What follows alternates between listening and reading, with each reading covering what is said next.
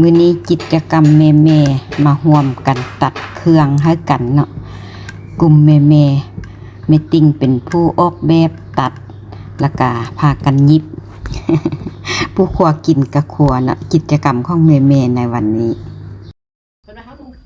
บ่เป็นหยังเพราะว่าสิ่งนี้ของคนกับของแม่นี่มันจะเก่งโบราณเนาะโบราณพอดีกันเนาะเขาว่าแล้วกระโจนี่บ่เสียวตัวนั้นนิดนึงพอบ่เสียวมาตัวทำอย่างอื่นห้ามกินเจให้เอาเสียวมาตัวเจให้มันจังกินนี่นะคนจังบ่ยากนี่ค่ะเฮาเอาตัวแข็งมาติ๊กตึ้งก่อนนี่คืออะไรก็ตัวล่างเสียไปแล้วก็กินเขียนถ้าไม่ติ้งก็เฮ็ดมาพร้อมเป็นแบบตัวนี้เป็นเขียนนะตัวแค่ตัวเป็นนี่นะห้องเฮาที่ทำบ่เฮ็ดปกแล้วเฮ็ดไม่ได้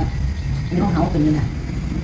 แล้วว่าเจ๊ขอเรื่องไอ้กระพายไม่ขอเรื่องเจ๊ขอเรื่องน้ำนี่นะแล้วก็พากันนุ่งแล้วก็เต้นเต้นแม่เต้นนะแบบนี้เขาไม่เกี่ยวนี่นะแล้วขอเฮาจะได้ขอแบบนี้เกี่ยวนี่มาแล้วมีแต่ผู้แต่งตัวงามๆตัวนี้นะอย่างอีตึมอย่าบอกมาหยิบเสื้อซอยกันเด้อนี่นะมีตัวผู้เดียวนี่บ่ตัวผู้นี่นะซ่องบ่พอเดือนเด้เฮายังนุ่งเครื่องมาอยู่มายาเฮาล้างผักห้าก่อนแล้วอันนี้สร้างเด้อสร้างนำกันมาอันน่ะเฮ็ดอันนี้แค่เลยโตเป็นบ่เซียวเด้เฮ็ดแค่เลยโตนุ่งเนาะฮะพอเดือนมาคุ้นมะพร้าวแล้วมียังไล่อันแท้ป้าทั่วมีเหล้ามียามีมักม่วงมักมันพุ่นน่ะเพิ่นว่าอยู่กันนี่มีเจ้าของเพิ่นเป็นข้อท้องแดงเพิ่นเอาเมียนบ่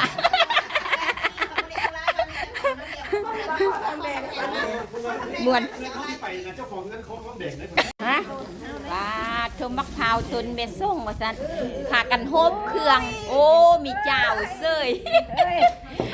มีเจ้าเซ้ยเนาะเอามาเฮ็ดกิจกรรมนำกันผู้นึงเอาอันนึงมาผู้นึงเอาอันนึงมาสิเฮ็ดข้าวปุ้นเนาะแม่ส่งซอยคาก็งามอยู่ส่วนบ้านแม่ส่งบ่นี่ส่วนบ้านแม่เพชรส่วนบ้านแม่เพชรบ่นี่ตายแต่นะแซ่บเนาะมากำลังมา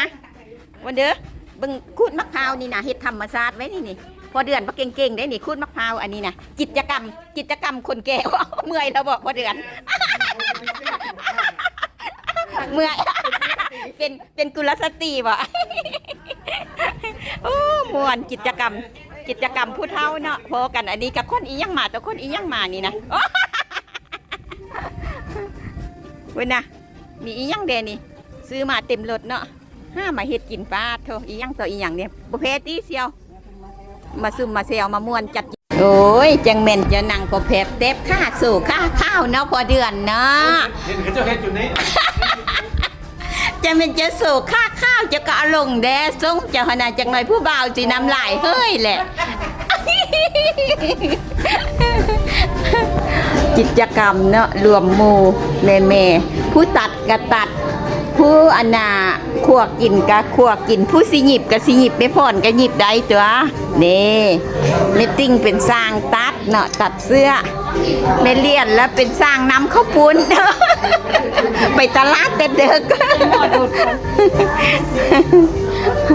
ดังไฟเอาเด้อดังไฟเอานี่กิจกรรมฮะเดี๋ยวเอาหม้อใหญ่ให้ในเตานี่แหละโอเคพอแล้วไปเอาอยู่พูนเสียวพูนไกลๆถ้าติดตามกิจกรรมแม่คลิปต่อไปเด้อ